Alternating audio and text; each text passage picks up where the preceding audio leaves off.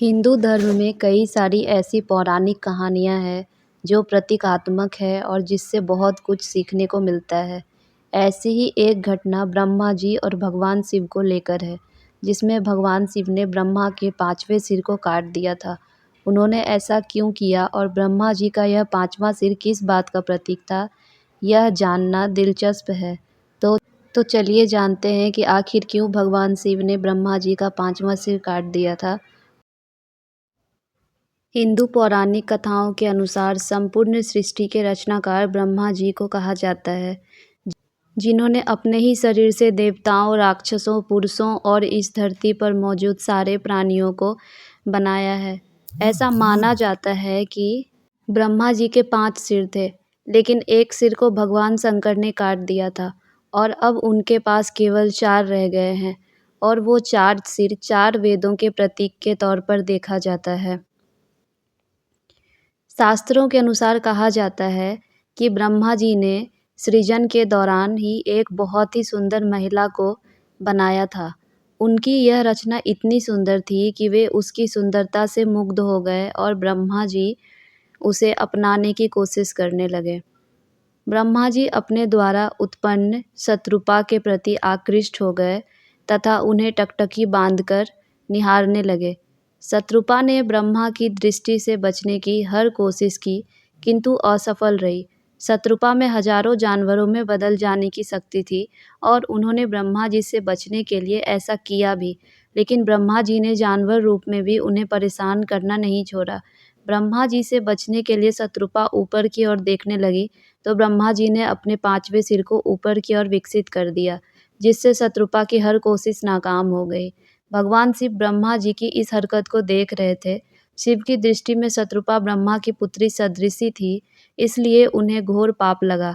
इससे क्रोधित होकर शिव जी ने ब्रह्मा जी के 5वें सिर काट डाला ताकि शत्रुपा को ब्रह्मा जी की कुदृष्टि से बचाया जा सके। शास्त्र के अनुसार भगवान शिव ने ब्रह्मा जी को शाप दिया था कि त्रिदेवों में शामिल ब्रह्मा जी की उपासना नहीं होगी।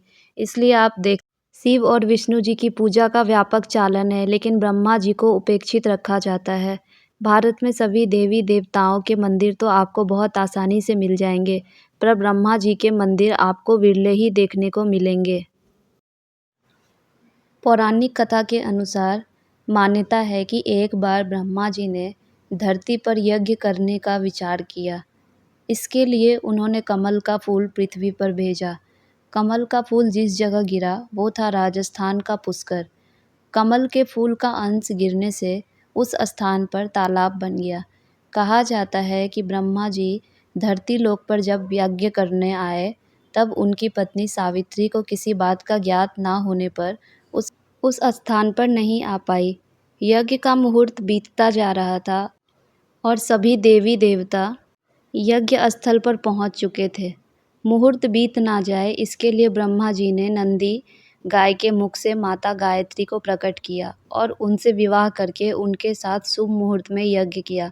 कुछ समय बाद जब उनकी पत्नी सावित्री को पता चला तो वह भी पृथ्वी लोक जा पहुंची, जहां उनके बगल में गायत्री माता को देखकर क्रोधित हो गई और ब्रह्मा जी को श्राप दे दिया कि आपकी पूजा पृथ्वी लोक में नहीं की जाएगी। इस श्राप को देखते हुए सभी देवी देवता ने आग्रह किया कि वो अपना वचन वापस ले ले, जिसके बाद उन्होंने कहा कि सिर्फ पुष्कर में ही ब्रह्मा जी की पूजा की जाएगी। इसके बाद पूरे देश दुनिया में ब्रह्मा जी की पूजा सिर्फ पुष्कर में ही की जाती है। एक बार भगवान विष्णु शेष शैया पर शयन कर रहे थे कि ब्रह्मा जी वहां पहुंचे।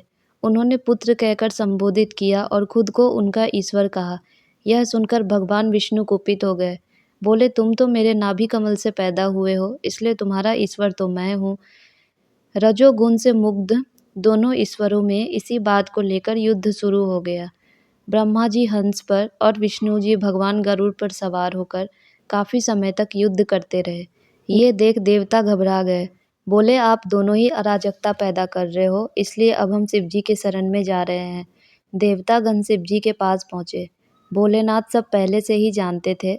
उन्होंने देवताओं को आश्वस्त किया और युद्ध स्थल पर पहुंचे। देखा तो दोनों ईश्वर एक दूसरे पर माहेश्वर और पशुपत अस्त्र चला चुके थे। शिवजी ने तुरंत लिंग रूप धारण किया और दोनों अस्त्रों के बीच जा खड़े हुए। लिंग का स्पर्श पाते ही दोनों अस्त्र शांत हो गए।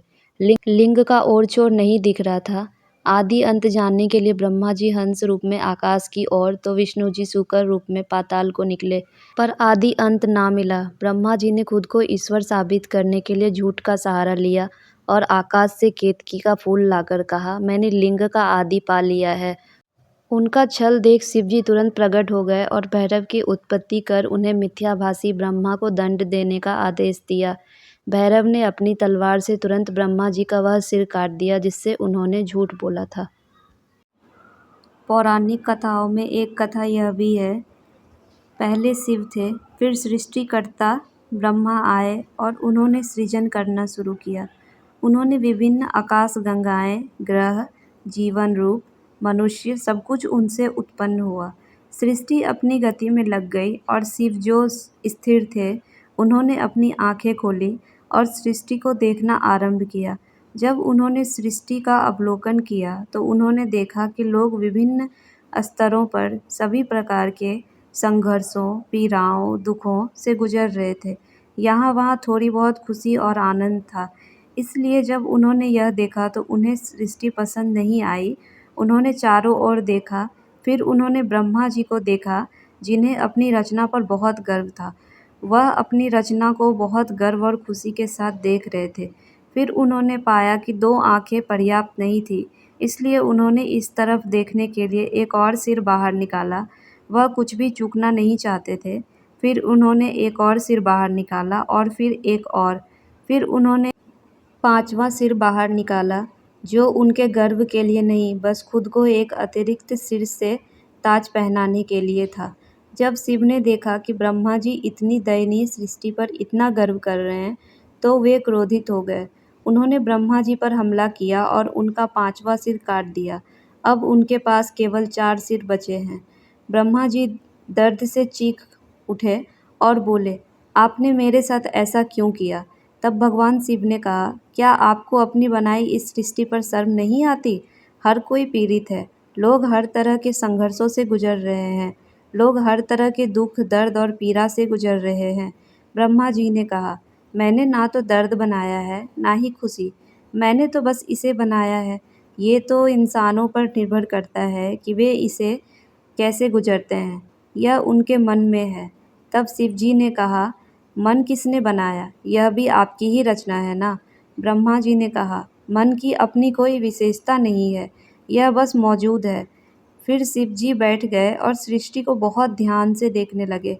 हर प्राणी को देखा और फिर वह अपने मन को जानना चाहते थे। इसलिए उन्होंने अपनी आंखें बंद कर ली और अपनी सृष्टि, अपने मन की प्रकृति को देखना शुरू कर दिया। और जब उन्हें एहसास हुआ कि वास्तव में सृष्टि गुण रहित है, प्रत्येक व्यक्ति जो चाहे बन सकता है, तो वे आनंदित हो गए।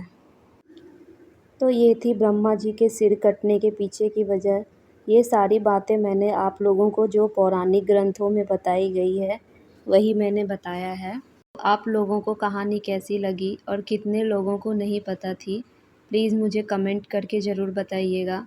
और भी अच्छी अच्छी कहानी सुनने और जानने के लिए मेरे चैनल को सब्सक्राइब करना ना भूलें। साथ में लाइक और एक प्यारा सा कमेंट ज़रूर कीजिएगा और शेयर कीजिएगा उनके साथ जिनको ये कहानी पता नहीं थी या जिन्हें कहानियाँ सुनना पसंद है। तो मिलते हैं अगली कहानी के साथ अगले दिन। तब तक हर हर Mahadev. Thank you for watching everyone. अगली कौन सी कहानी सुनना है प्लीज़ मुझे कमेंट करके ज़रूर बताइएगा।